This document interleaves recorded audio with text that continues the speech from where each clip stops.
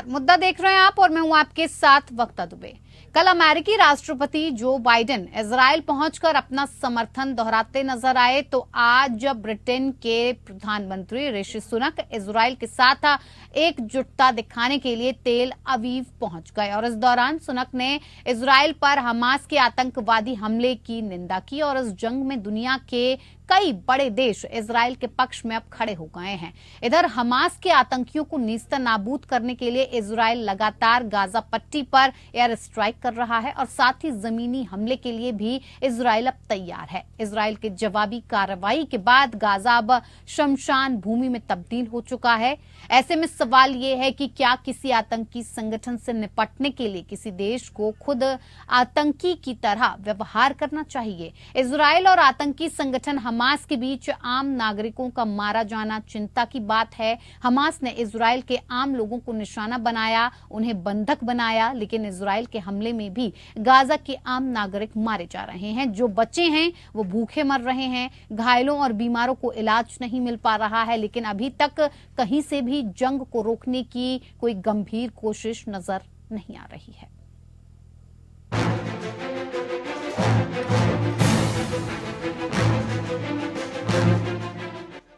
Israel और Hamas के बीच बीते 12 दिनों से युद्ध जारी है। इस बीच दुनिया भर के नेताओं का इजराइल दौरा भी जारी है।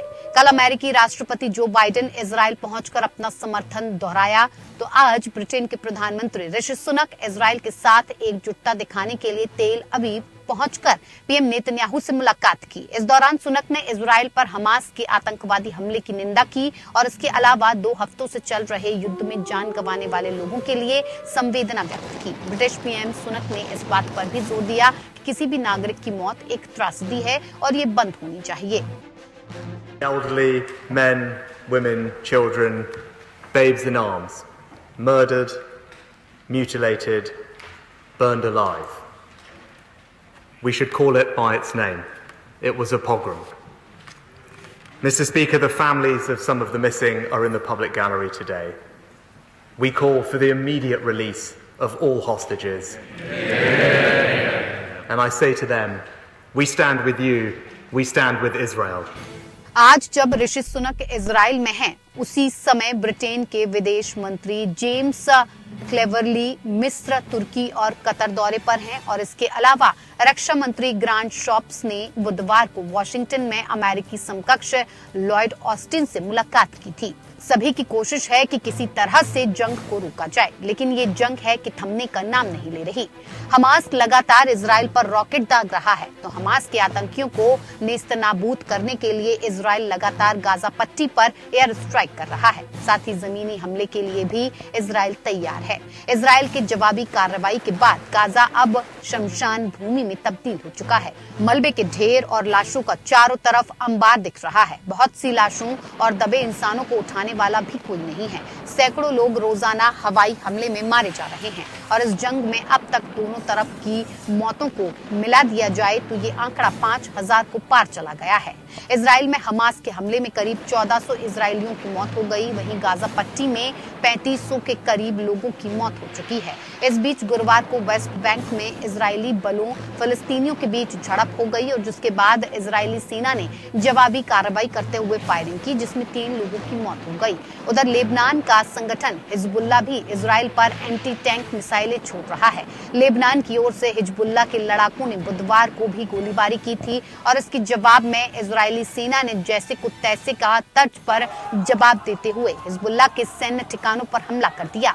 हालांकि अमेरिका ने कहा है कि इजराइल को तीसरे मोर्चे पर युद्ध शुरू नहीं करना चाहिए। अमेरिका ने इजराइल से हिजबुल्लाह के खिलाफ सैन्य अभियान शुरू नहीं करने की अपील की है। यूएस की ओर से कहा गया है कि वो अभी युद्ध को गाजा से आगे बढ़ने से रोकने के लिए काम कर रहा है, क्योंकि लेबनान में इजराइल की एक गलती बहुत बड़े युद्ध को जन्म दे सकती है। उधर अमेरिका लगातार हिजबुल्लाह और ईरान को भी इजराइल की उत्तरी सीमा पर युद्ध शुरू नहीं करने की चेतावनी देता रहा है। वहीं ईरान पर अमेरिका ने एक्शन लेते हुए ईरान ईरान की बैलिस्टिक मिसाइल पर बैन लगा दिया है। इजराइल विरोधियों को रोकने के लिए पेंटागन ने पहले ही इजराइल के पास पूर्वी भूमध्य सागर में विमान वाहक स्ट्राइक समूहों की एक जोड़ी भेज दी है। इस बीच अमेरिका ने संयुक्त राष्ट्र में ब्राजील के उस प्रस्ताव पर वीटो लगा दिया है जिसमें इजराइल पर हमास के हमलों, नागरिकों के खिलाफ हिंसा की निंदा करने और गाजा में फलस्तीनियों को मानवीय मदद पहुंचाने का आग्रह किया गया था। 15 सदस्यीय सुरक्षा परिषद के 12 सदस्यों ने प्रस्ताव के पक्ष में जबकि अमेरिका ने विरोध में मतदान किया, जबकि 2 सदस्य रूस और ब्रिटेन अनुपस्थित रहे। दरअसल अमेरिका ने प्रस्ताव में इजराइल के आत्मरक्षा की बात नहीं किए जाने की वजह से प्रस्ताव पर वीटो लगाया है। हालांकि इससे इस्लामिक देशों में अमेरिका के प्रति भारी रोष और आक्रोश पनपने की आशंका बढ़ गई है। साथ ही युद्ध में कई अन्य देशों के कूदने का खतरा भी बहुत अधिक बढ़ गया है। इन तमाम विपरीत परिस्थितियों के बीच गाजा के नागरिकों के लिए राहत की खबर है। अमेरिकी राष्ट्रपति से बातचीत के बाद मिस्र मानवीय सहायता भेजने की खातिर राफा बॉर्डर खोलने को राजी हो गया है। वहीं गाजा में नाकेबंदी में ढील देने पर अब इजराइल ने सहमति जताई है। इजराइल ने बुधवार को कहा कि वो मिस्र को गाजा पट्टी में मौजूद नागरिकों को जीवन रक्षक मानवीय सहायता प्रदान करने की इजाजत देगा। ऐसे में जंग में भले ही दोनों तरफ से लोगों की मौत हो रही हो, लेकिन इंसानियत नहीं मरनी चाहिए। Bureau report, APN news.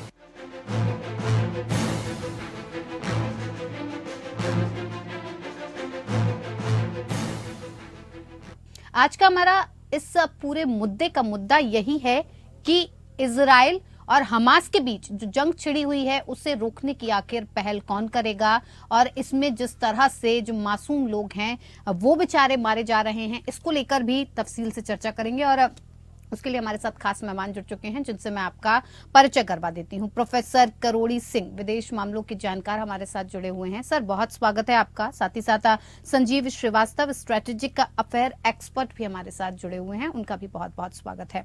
Sanjeev ji, शुरुआत हम आपसे करते हैं क्योंकि जिस तरह की तस्वीरें लगातार हम देख रहे हैं, आज 13वां दिन हो गया है और ये जंग रुकने का नाम नहीं ले रही है। कहीं से भी ऐसी कोई आहट आती नजर नहीं आ रही है जिससे ये लगे कि इजराइल और हमास के युद्ध पर अब ब्रेक लगने वाला है। ऐसे में सबसे बड़ा सवाल यही उठता है कि क्या किसी आतंकी संगठन से निपटने के लिए किसी देश को खुद आतंकी की तरह व्यवहार करना जरूरी है? खुद आतंक का सहारा लेना क्या जरूरी है? कितना सही समझते हैं आप इसको, संजीव जी? देखिए, मुझे नहीं लगता कि इजराइल आतंकियों की तरह से व्यवहार कर रहा है। इजराइल एक जिम्मेदार राष्ट्र है और पूरे विश्व में एक साजिश के तहत इस तरीके के नैरेटिव को डेवलप करने की कोशिश की जा रही है कि ये जो पूरी लड़ाई है ये इजराइल और फिलिस्तीन के बीच की है और इजराइल फिलिस्तीन पर अत्याचार कर रहा है और ये लड़ाई जो है ज्यूज और मुस्लिम्स के बीच की है। और इस तरीके के जो नैरेटिव को डेवलप करने की जो साजिश रची जा रही है, मुझे लगता है कि ये बिल्कुल फेक और गलत सोच है। वास्तविक रूप से अगर देखें तो ये जो लड़ाई है ये आतंकवाद के विरुद्ध है, हमास के विरुद्ध है और ये जो लड़ाई है ये इजराइल की गाजा के लोगों के खिलाफ भी नहीं है। ये अवश्य है कि इस पूरी लड़ाई में सिविलियन जो कैजुअलिटीज, कोलेटरल डैमेजेस हो रहे हैं और जिसको कि लेकर के कैसे इसको रोका जाए, इसके लिए गंभीर प्रयास करने की आवश्यकता है। लेकिन जाहिर है कि ये जो लड़ाई जो शुरू हुई उसका सबसे बड़ा कारण ये था कि इजराइल के ऊपर अब तक का सबसे बड़ा आतंकी हमला हमास के द्वारा किया गया था और उस आतंकी हमले का जवाब इजराइल दे रहा है। और इजराइल की जो लड़ाई है ये आतंकवाद के विरुद्ध है, ये गाजा के लोगों के खिलाफ नहीं है। बिल्कुल, इजराइल बिल्कुल संजीव जी, लेकिन यहाँ एक बात ये देखने वाली है कि इजराइल हमास की वॉर में सिविलियंस का मारा जाना is a matter of concern. अब इस कंसर्न की तरफ अगर हम देखते हैं, इस कंसर्न की तरफ थोड़ा सा भी हम आगे बढ़ते हैं तो क्या कुछ ऐसी चीजें की जा सकती हैं जिससे पूरी दुनिया मिलकर, अगर इजराइल के साथ देखा जाए तो तमाम बड़े बड़े देशों के जो नेता हैं वो पहुंच रहे हैं, मुलाकात कर रहे हैं इजराइल के प्रधानमंत्री के साथ, कि किस तरह से ये जंग रोकी जा सके। आपको क्या लगता है किस तरह से इसको निपटाने की कोशिश की जा सकती है? देखिए, जैसा कि आपने स्वयं कहा कि ये मैटर ऑफ कंसर्न है और इजराइल भी इस बात को मानता है, यूनाइटेड स्टेट्स ऑफ अमेरिका भी इस बात को रियलाइज करता है। अगर ये कोई इस बात को रियलाइज नहीं करता है ये मैटर ऑफ कंसर्न है तो ये आतंकी नहीं कर रहे हैं। आतंकी आज भी इन गाजा के सिविलियंस का जो इस्तेमाल है वो ह्यूमन सील्ड की तौर पे कर रहे हैं। इजराइल के अनेक नागरिकों को, 200 की से भी ज्यादा की संख्या के नागरिकों को बंधक बना रखा है। और अभी जो ये हॉस्पिटल पे हमला किया गया है, ऐसी रिपोर्ट्स हैं कि आतंकियों के ही एक रॉकेट के द्वारा ये हमला हुआ है। और ये जाहिर है कि इसकी बड़ी संख्या में फिर से लोग हताहत हुए हैं।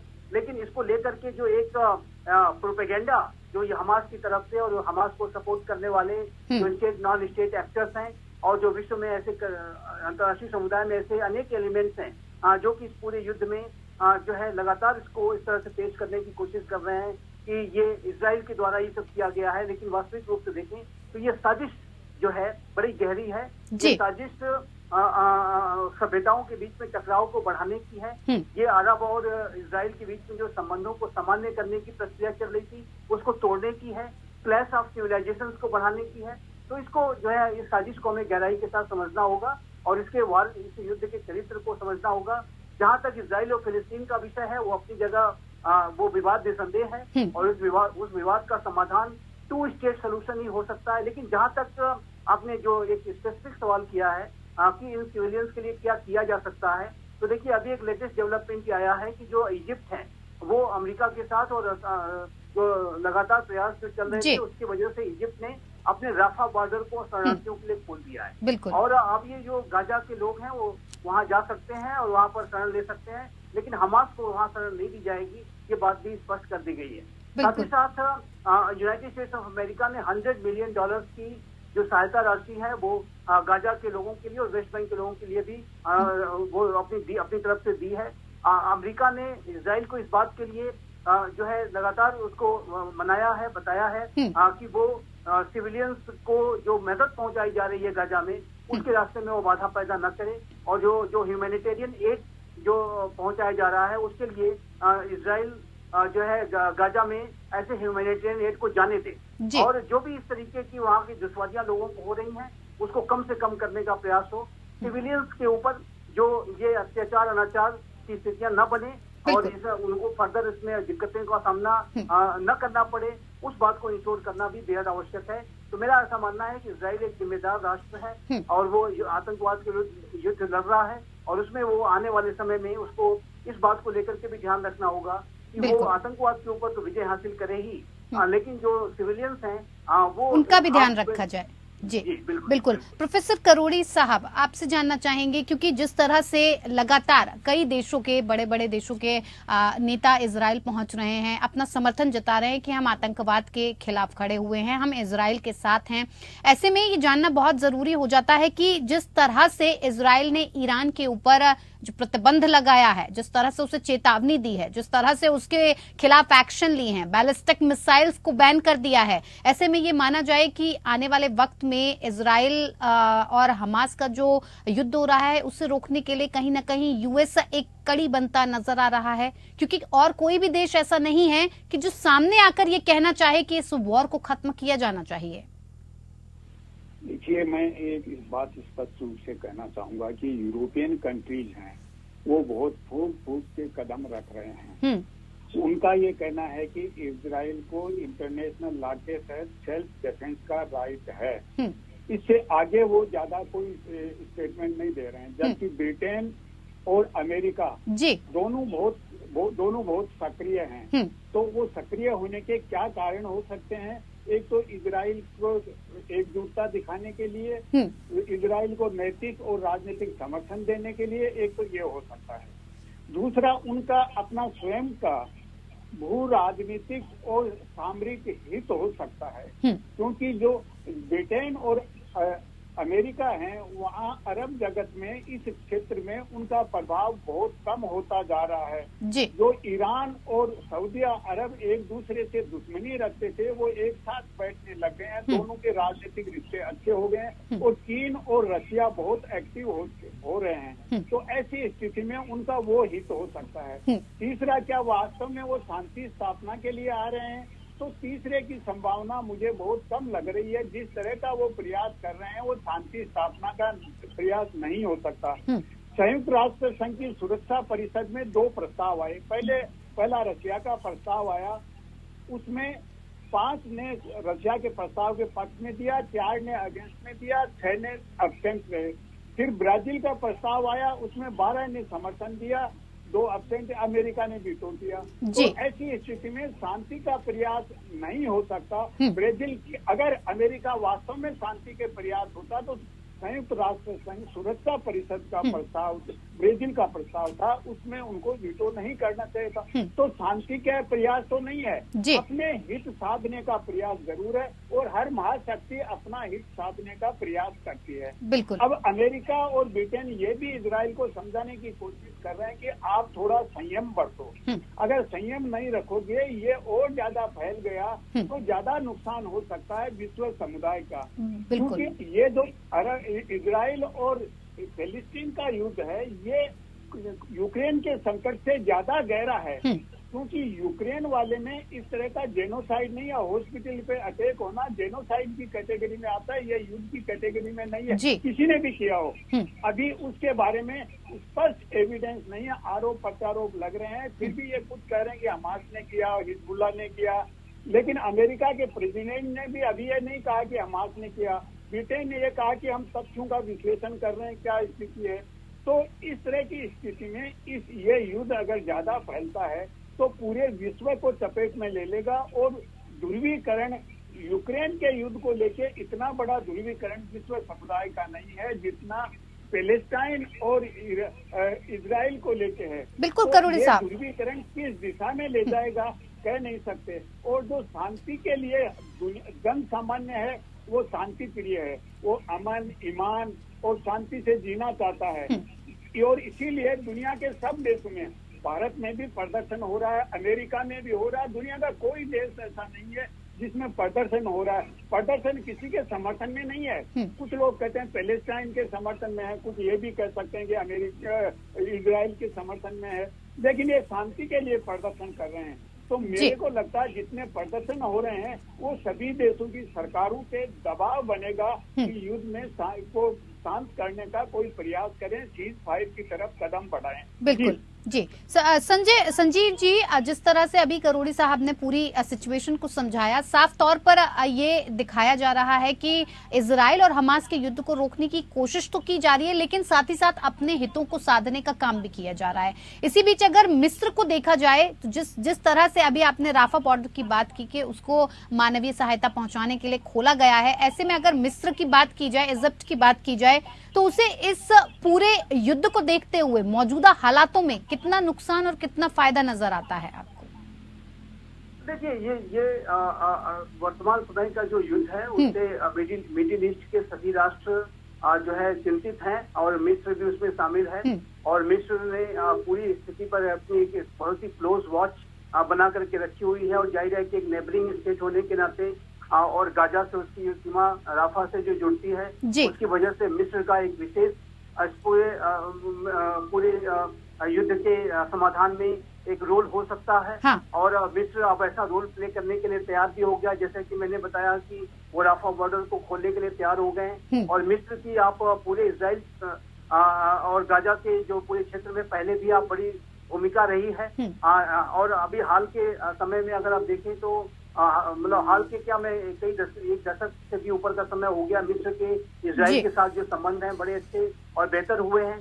और जो गाजा के ऊपर जो एक इजराइल ने जो ब्लॉकेट लगाया हुआ था 2007 से, उसमें वो ब्लॉकेट को लगाने में मिस्र भी अपना योगदान दे रहा था। तो मिस्र और इजराइल पहले से ही कोलैबोरेट करते रहे हैं, और वो हमास के चरित्र को भी समझते हैं। तो मुझे लगता है कि मिस्र की एक बहुत ही महत्वपूर्ण भूमिका है, और इसी को ध्यान में रखते हुए यूनाइटेड स्टेट्स ऑफ अमेरिका की तरफ से लगातार इस बात के लिए कहा जा रहा था, और अन्य राष्ट्र भी मिस्र से संपर्क में थे कि वो राफा बॉर्डर को खोले और उस तरह को बॉर्डर को बंद करके न रखें, ताकि सिविलियंस को राहत पहुंचाई जा सके। तो मुझे लगता है कि मिस्र निसंदेह एक बड़ा प्लेयर है, और इस पूरी समस्या के समाधान में जब भी इसका जो समाधान निकलेगा उसमें मिस्र की एक बहुत ही जो महत्वपूर्ण भूमिका होगी। बिल्कुल। संजीव जी और करोड़ी साहब, आप दोनों का ही बहुत बहुत धन्यवाद इस पूरे मसले को इतने बेहतर तरीके से समझाने के लिए। मुद्दा में फिलहाल इतना ही। नमस्कार।